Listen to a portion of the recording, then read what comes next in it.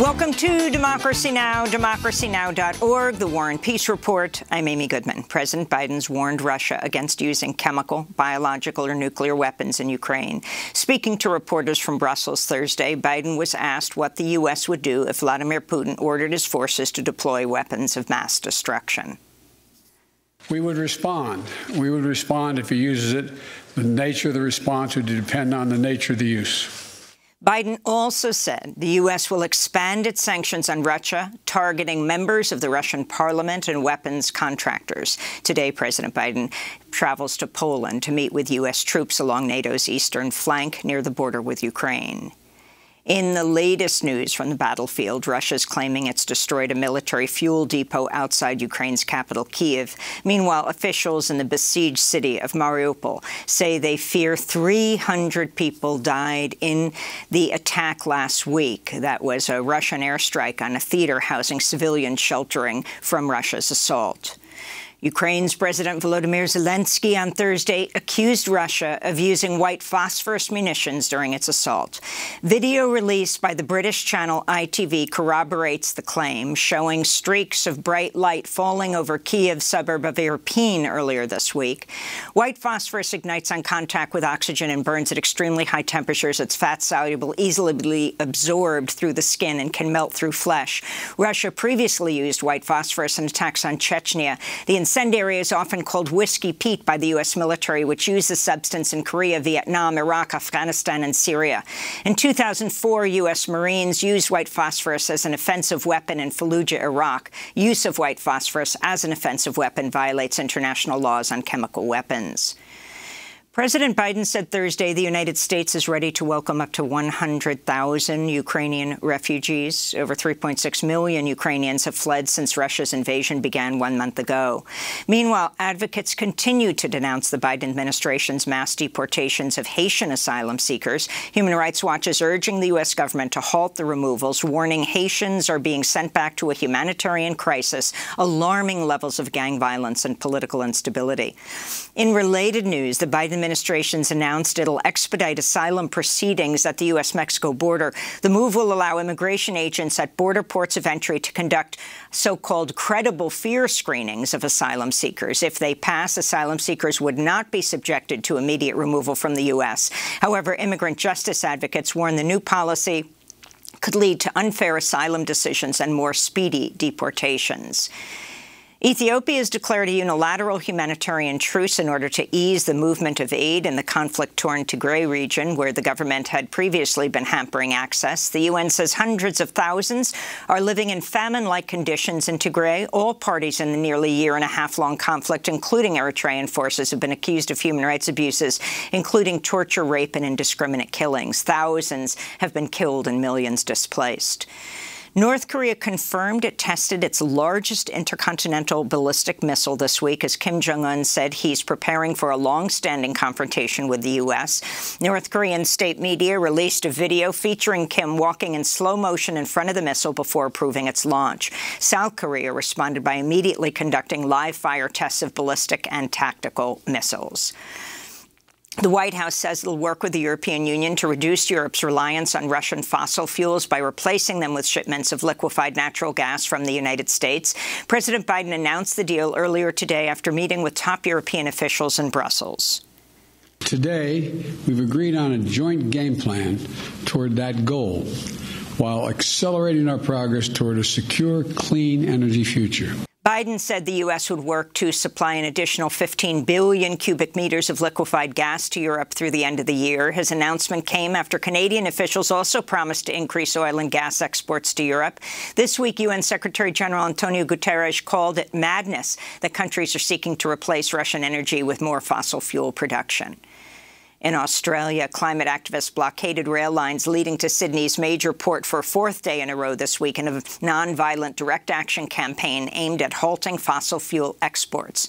Emma Dorge, an activist with Blockade Australia, live-streamed as she tied herself to a bipod structure over a freight rail line leading to the port.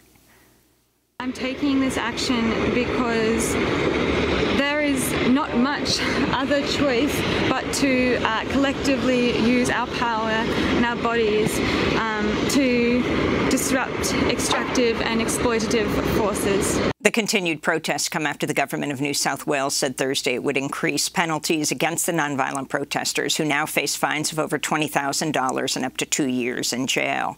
Back in the United States, Senate Minority Leader Mitch McConnell said Thursday he will oppose the confirmation of Judge Ketanji Brown Jackson to the Supreme Court. And nothing we saw this week convinced me that either President Biden or Judge Jackson's deeply invested far-left fan club have misjudged her. I will vote against this nominee on the Senate floor.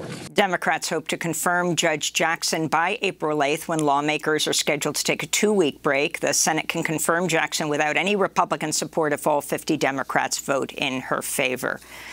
More damning details have emerged about Ginny Thomas's efforts to overturn Donald Trump's 2020 election loss. In the weeks following the election, the wife of the Supreme Court Justice Clarence Thomas sent a flurry of text messages to Trump's chief of staff, Mark Meadows, urging him to take action to prevent a Biden victory. The messages included conspiracy theories about a stolen election popularized by the far-right QAnon movement. On November 10th, after news outlets declared Joe Biden the winner, Ginny Thomas wrote to Meadows, quote, "Help this great president stand firm, Mark. You are the leader with him who is standing for America's constitutional governance at the precipice. The majority knows Biden and the left is attempting the greatest heist of our history," unquote. Last January, the Supreme Court denied a request by Trump to block the release of White House documents around January 6. Only one Supreme Court justice dissented in the 8-1 ruling, Clarence Thomas. In related news, the Supreme Court has declined to give any updates on the condition of Justice Thomas, who was hospitalized last Friday with an unspecified infection. Thomas is 73 years old, the longest-serving justice on the Supreme Court. In Texas, Attorney General Ken Paxton is accusing the Austin Independent School District of breaking state law for celebrating LGBTQ+ Pride this week. In a letter, Paxton argued the district's 8th annual Pride events were considered sex education that require consent from parents. Several district administrators have reported death threats and had their personal information posted online. In related news, the superintendent of Texas's Granbury Independent School District has demanded a group of librarians remove books on sexuality and gender identity. An investigation by NBC News, ProPublica, and the Texas Tribune revealed leaked audio of Jeremy Glenn's meeting with district librarians in early January. I'm not saying that we're going to be pulling all our books out or burning books or anything like that. Absolutely not. I think there's an absolute place probably for every book. It just may not be in a public school library. We're not going to have 14-year-old girls pick up a book in our high school about sex. It ain't going to happen. The Arizona State House has passed 2 anti-transgender bills. The legislation would prohibit medically necessary gender-affirming surgery for trans youth and ban trans athletes from participating in school sports. Arizona lawmakers also approved an aggressive anti-abortion bill that would ban the procedure after 15 weeks of pregnancy. The bill now heads to the desk of Republican Governor Doug Ducey, who supports anti-abortion policies. In more Arizona news, the state Senate Wednesday passed a Republican-led bill that would force residents to retroactively provide proof of citizenship to remain registered voters. Voting rights advocates have warned the bill could trigger, quote, the most extreme voter purge in the country, and say Black, Latinx, Native, low-income, and senior voters would be disproportionately affected. In Minneapolis, unions representing public school teachers have agreed to a tentative contract that could end their strike, which began March 8th. The deal would reportedly boost pay for education support professionals, bring new protections to teachers of color, limit class sizes, and would increase funding for mental health. If the contract is ratified this weekend, some 29,000 students could return to Minneapolis classrooms on Monday. And Washington State Governor Jay Inslee has signed 3 gun control bills into law. One measure bans firearm magazines that hold more than 10 rounds. A second restricts untraceable ghost guns, while a third law limits firearms at government meetings and election spaces. Meanwhile, in Washington, D.C., survivors of the 2018 mass shooting in Parkland, Florida, rallied outside the U.S. Capitol Thursday, demanding federal action on gun control.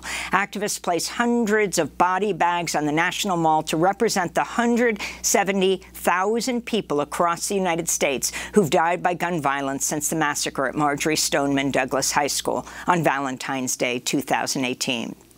This is Parkland survivor and March for Our Lives co-founder Jacqueline Corin. The reality is that if we had gun safety legislation in Florida at that time and on a national level at that time, the shooter at my school would have never had access to that AR-15, and all of the following events would have never happened. And those are some of the headlines. This is Democracy Now!, democracynow.org, The War and Peace Report. I'm Amy Goodman.